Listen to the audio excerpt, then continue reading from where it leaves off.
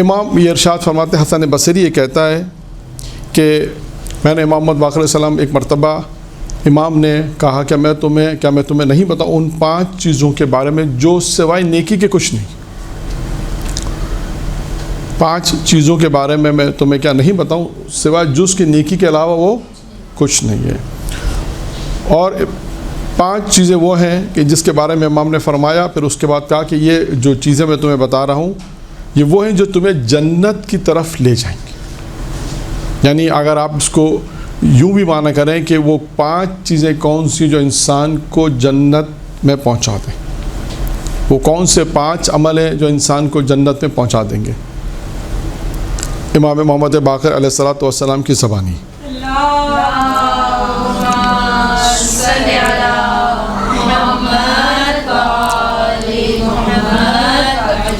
Number 1، امام نے ارشاد فرمایا اپنی مصیبت کو پوشیدہ رکھو. جب انسان پہ کوئی مصیبت آتی ہے، کوئی پریشانی آئے تو اس کو انسان پوشیدہ رکھے. ضروری نہیں کہ فوراً لوگوں کے سامنے اسے بیان کر دے. یا اور بھی روایتوں میں یہ چیزیں آئی ہیں کہ انسان اپنی مصیبت کو ایک. نمبر 2، جو صدقہ دیتے اس کو بھی مخفی رکھو. جو انسان صدقہ دیتے ہیں یہ بھی روایت میں کہ انسان سیدھے ہاتھ سے دے تو الٹے ہاتھ کو خبر نہ ہو. یہ مشہور روایت ہے. یعنی اس طرح نیکی کے کاموں کو انجام دینا ہے. صدقہ یہ نیکی کا جو کام ہے اس کو اس طرح انجام دینا ہے کہ دوسروں کو خبر نہ ہو. یعنی اپنے صدقے کو مخفی رکھو. نمبر 3، والدین کے ساتھ نیکی کرو.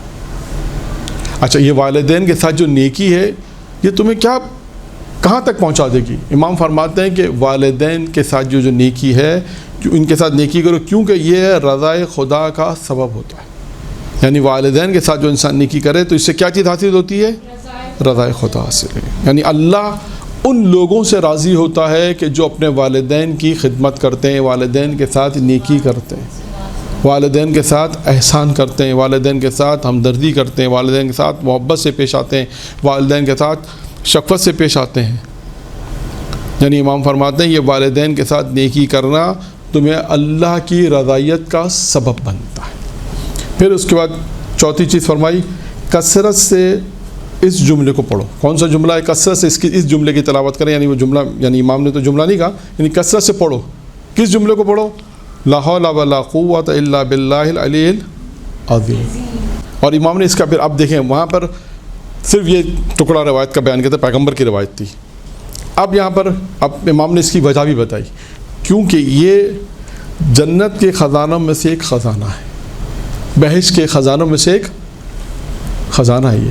یعنی انسان اس کی کتنی کثرت سے تلاوت کرے کہ انسان جنت کے خزانوں میں سے اگر کوئی خزانہ کسی کو حاصل کرنا ہے تو کثرت سے اس جملے کی تلاوت کرے. اور میں نے وہاں پر بھی ایک بات کہی تھی کہ ایران میں جب ہم نے اہل علم سے پوچھا کہ اگر کوئی مشکل ہو، کوئی پریشانی ہو، تو انہوں نے کہا کہ اس جملے کی تلاوت کثرت سے کرو.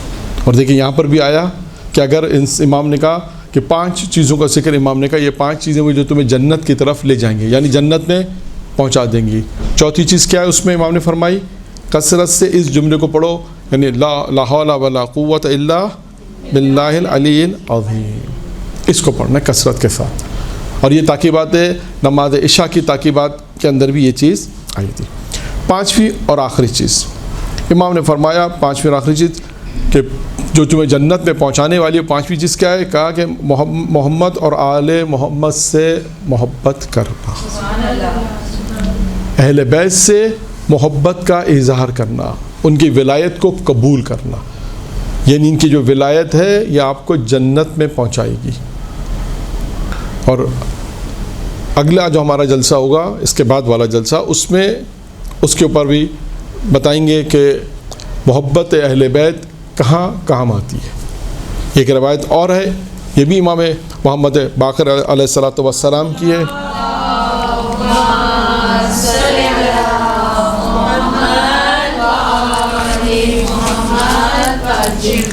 یہ دوسری روایت ہے جو بیان کر رہا ہوں. یعنی اب پہلی روایت کا خلاصہ کیا ہوا کہ 5 چیزیں وہ جو آپ کو جنت میں پہنچائیں گی. ٹھیک. دوسری اب یہ روایت بھی ہے 5ویں امام سے، کسی نے راوی نے سوال پوچھا. یہ روایت بہت ہی مشہور روایت ہے، اور یہ روایت وہ ہے کہ جب بھی اسلام کی کوئی گفتگو کرے گا کوئی عالم، کوئی اہل علم، کوئی اہل ممبری، اس روایت کو ضرور پڑھے گا، یا ولایت کی گفتگو کرے گا اس روایت کو ضرور پڑھے گا، کیونکہ یہ روایت ہی ایسی ہے کہ امام سے پوچھا کہ اسلام کی بنیاد کن چیزوں پر ہے؟ امام نے کہا کہ اسلام کی بنیاد 5 چیزوں پر ہے۔ یہاں پر بھی دیکھیں 5 چیزیں آ رہی ہیں۔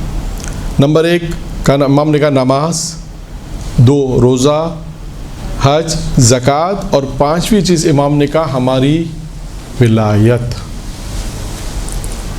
اور یہاں پر میں ولایت کا ذکر ہے، ایک اور روایت بھی آپ کو چوتھے امام زین العابدین علیہ الصلوۃ والسلام کی روایت ہے، درود پڑھیں محمد علیہ۔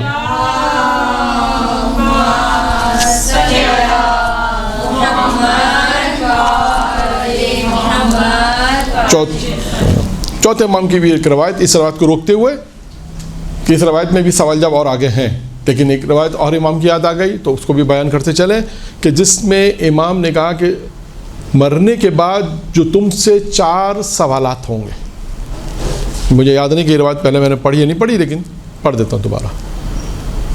مرنے کے بعد کتنے سوالات؟ 4 سوالات تم سے ہوں گے مرنے کے بعد۔ اب آپ یوں کہیے کہ امام نے مرنے کے بعد جو پرچہ تھا وہ آؤٹ کر دیا،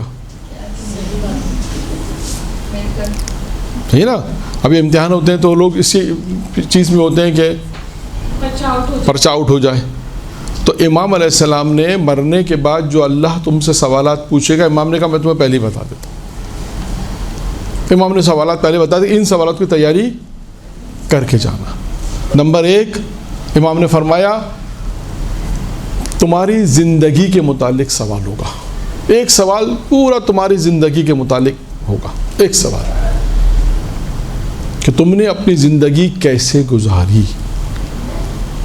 کس طرح اپنی زندگی گزارا، خدا نخواستہ گناہ میں تو نہیں گزاری، خدا اللہ کے نافرمانی میں تو نہیں گزاری، یعنی پورا ایک سوال پوری زندگی کے متعلق ہوگا۔ اب یہ انسان یہ سوچے کہ مجھے کیا اللہ کو جواب دینا، اس کی تیاری کر کے جائے کہ اللہ مجھ سے میری زندگی متعلق پوچھے گا، جب سے میں بالغ ہوا یا بالغ ہوئی اس وقت سے لے کر مرنے تک جتنی بھی زندگی اللہ نے دی، 10 سال 20 بالغ ہونے کے بعد 10 سال 20 سال 30 سال جتنی بھی زندگی اللہ نے دی، اب اس زندگی متعلق کل ایک زندگی متعلق سوال ہوگا۔ امام فرماتے ہیں پہلا سوال زندگی کے متعلق، دوسرا سوال تمہاری جوانی کے متعلق ہوگا، خاص کہ تم نے اپنی جوانی کس طرح گزاری، خاص سوال جوانی کے متعلق ہوگا۔ تبھی کہا جاتا ہے نا کہ جوانی کی عبادت بہت زیادہ لذت آتا ہے، جوانی میں انسان عبادت کرے تو انسان کو خاص زیادہ لذت محسوس ہوتی ہے۔ یا انسان جیسے جوانی کے حج کے بارے میں کہا جاتا ہے کہ حج پہ اگر آپ جائیں اس ایج میں جس میں آپ حج کر سکتی ہیں، کر سکتا ہوں مثال کے طور پہ، تو اس عبادت میں آپ کو لذت آئے گی، طواف میں، منا میں، عرفات میں، مختلف مقامات جو عبادت کے ہیں وہاں پر۔ تو جوانی میں اگر امام فرماتے ہیں کہ اللہ ایک خاص تم سے سوال کرے گا تمہاری جوانی کے متعلق۔ تیسرا سوال امام نے کہا اللہ تم سے تمہارے مال کے متعلق سوال کرے گا، کہاں سے تم نے حاصل کیا، کہاں تم نے اسے خرچ کیا۔ میں صرف آپ کو روایت سنا رہا ہوں، اس کی تفصیلات میں نہیں جا رہا، صرف پوائنٹس کی صورت میں روایت سنا رہا ہوں کہ 4 سوالات مرنے کے بعد ہوں گے، جو چوتھے امام ارشاد فرماتے ہیں کہ وہ 4 سوالات کیا ہوں گے وہ میں آپ کے سامنے سے پیش کر رہا ہوں۔ پہلا سوال زندگی کے متعلق، دوسرا سوال جوانی کے متعلق، تیسرا سوال کہاں سے مال حاصل کیا اور کہاں پہ مال خرچ کیا، حلال طریقے سے حاصل کیا یا حرام طریقے سے، یہ اللہ پوچھے گا تم سے۔ اور چوتھا سوال امام نے کہا اللہ تم سے ہماری ولایت کے متعلق سوال پوچھے گا، جو ہمارا موضوع یہ ولایت تھا، اسی وجہ سے میں نے یہ روایت آپ کو چوتھے امام کی روایت پیش کی۔ اب آئیے، یعنی 4 سوالات مرنے کے بعد جو پوچھے جائیں گے، چوتھے امام نے بیان کر دی کہ 4 سوالات کیا ہوں گے۔ آئیے ہم اپنی روایت کے اوپر کہ 5ویں امام سے جب سوال پوچھا گیا اسلام کی بنیاد کن چیزوں پر ہے، تو امام نے کیا کہا 5 چیزوں پہ اسلام کی بنیاد ہے۔ نمبر 1 کیا ہے؟ نماز، 2 روزہ، اور ہماری ولایت۔ اب راوی یہاں پہ آگے رکا نہیں، راوی نے سوال آگے کیا، راوی نے پوچھا مولا ان سب میں سب سے زیادہ افضل کون سی چیز ہے؟ یہ 5 چیزیں تو مولا نے بیان کر دی، نماز ہے، روزہ ہے، حج ہے، زکوٰۃ ہے اور ولایت. یہ 5 چیزیں جب امام نے بیان کی تو اس نے پوچھا مولا ان 5 میں سب سے زیادہ افضل کون سی ہے؟ تو امام نے کہا ہماری ولایت سب سے زیادہ افضل ہے. پھر راوی نہیں رکا یہاں پر، راوی نے پھر سوال کیا کہ مولا وہ کیوں؟